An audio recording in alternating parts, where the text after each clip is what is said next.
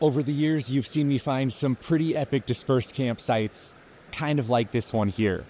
And one of the most common questions I get is, Ben, how do I find dispersed camping like you do? So in this video, I wanted to share my process and some tips and techniques to equip you to find dispersed camping to fuel your adventures. Before we get started, let's talk quickly about dispersed camping and just what it is. This is fully self-reliant camping.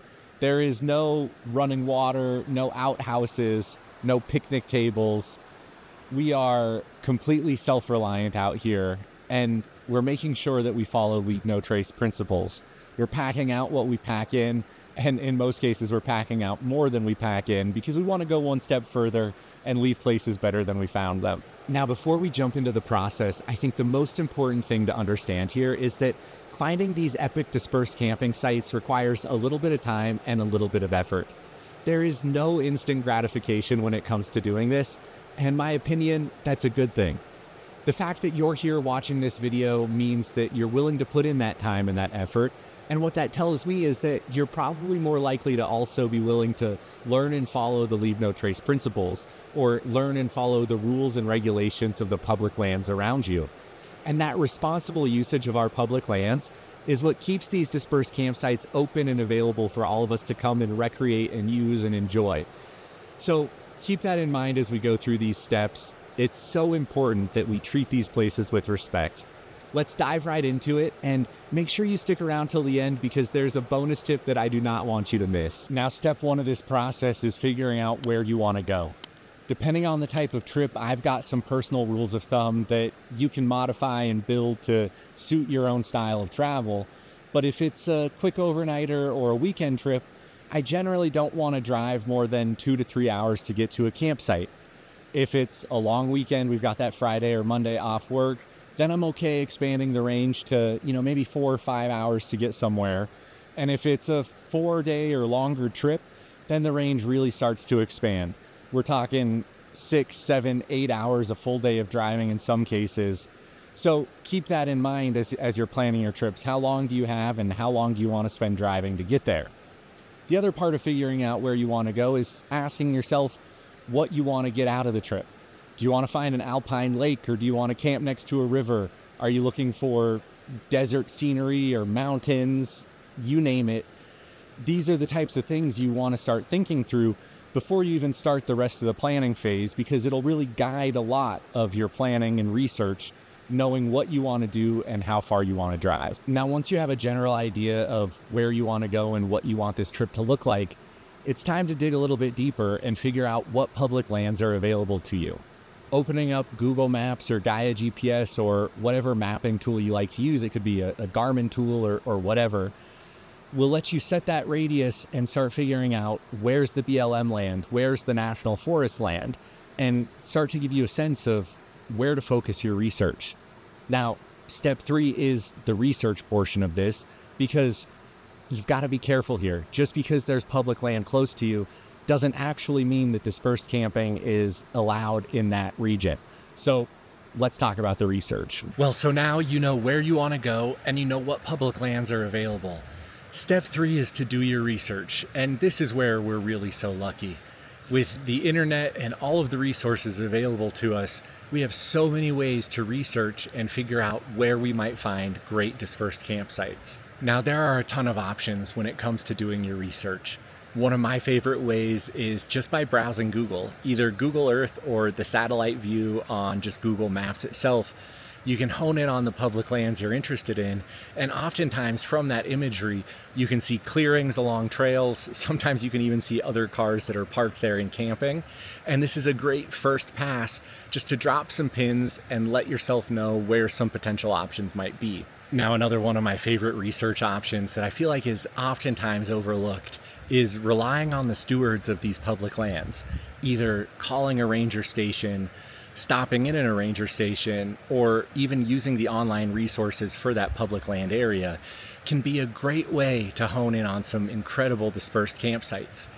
These rangers are public servants and they know these areas like the back of their hand, and they're super happy to give their insights, share some information, And this has led me to finding some really incredible dispersed campsites. So I know it feels a little bit old-fashioned to pick up the phone and call someone, but I promise you it can really be a wealth of information if you get the right person on the phone. Now, these days, another great source of information while you're researching is social media.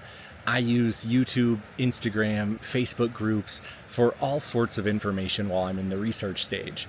You're not likely going to find exact coordinates to dispersed campsites, but it can help you hone into areas. And if you are watching these social media feeds with a keen eye, if they're tagging a certain area of public lands, a lot of times you can cross-reference that with your maps, you can cross-reference that with maybe the trails they mentioned taking, and you can pull all of these different resources together to hone in on some dispersed campsites of your own.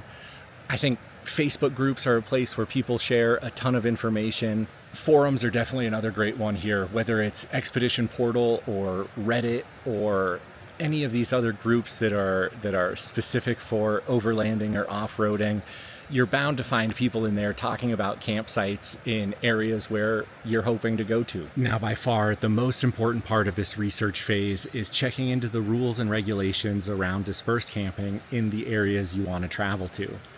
Hopefully by this point you've got a handful of campsites picked out as potential options, either through searching Google, Satellite View, or these other online resources. Now what you want to do is go to the website of that public land manager, whether it's a national forest or some BLM land near you.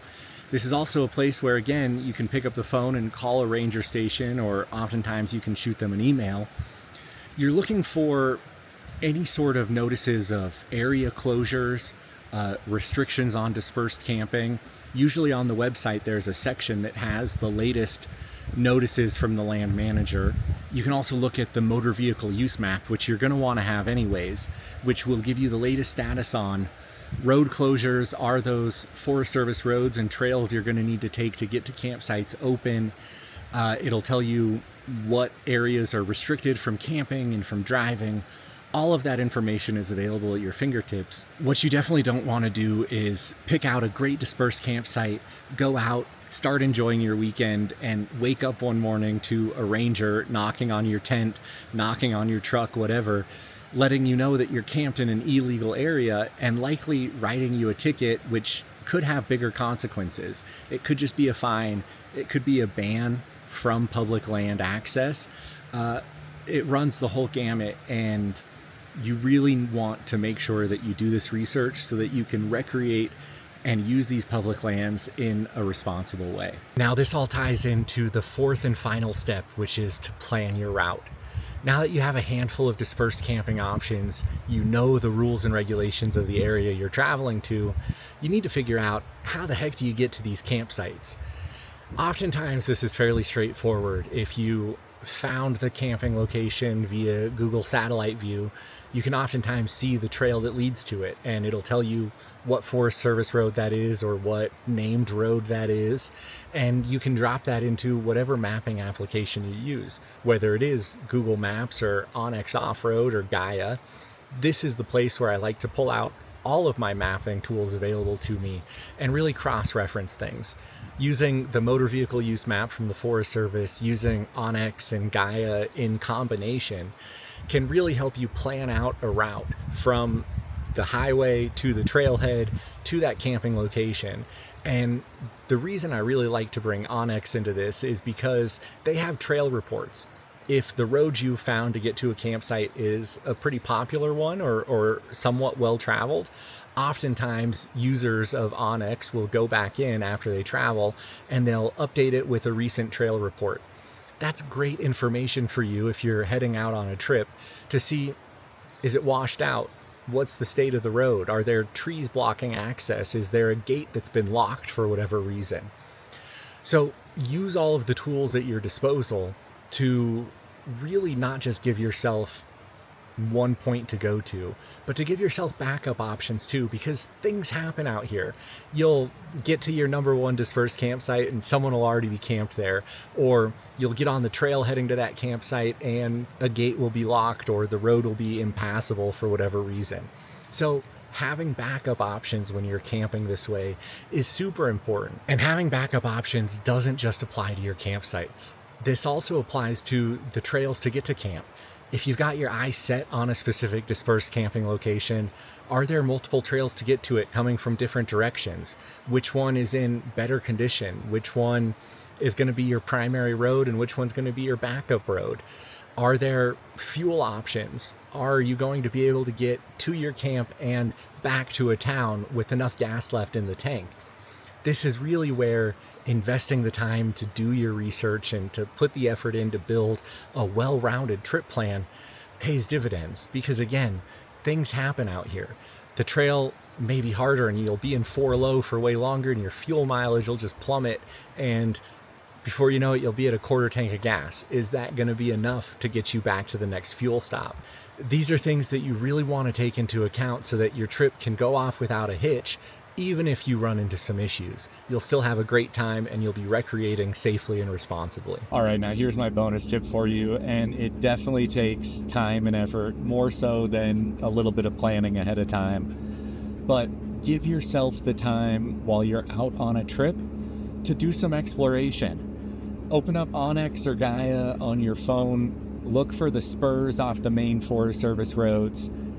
I like to give myself half a day on my way back home to just hit some roads I've never hit before, drop some pins when I find some cool campsites, and believe me, this is how I've stumbled on to most of my favorite campsites that have become my go-tos, is just by taking a couple hours, doing some exploration, hitting some spurs off Forest Service roads, hitting some Forest Service roads I've never done before, and just seeing what's around me. Because, yeah, I think it's great to explore a map, Google satellite imagery, those types of things. It's great to ask rangers and talk to people and do some research, but it's hard to beat just getting out here and putting some tracks in the dirt and finding places for yourself.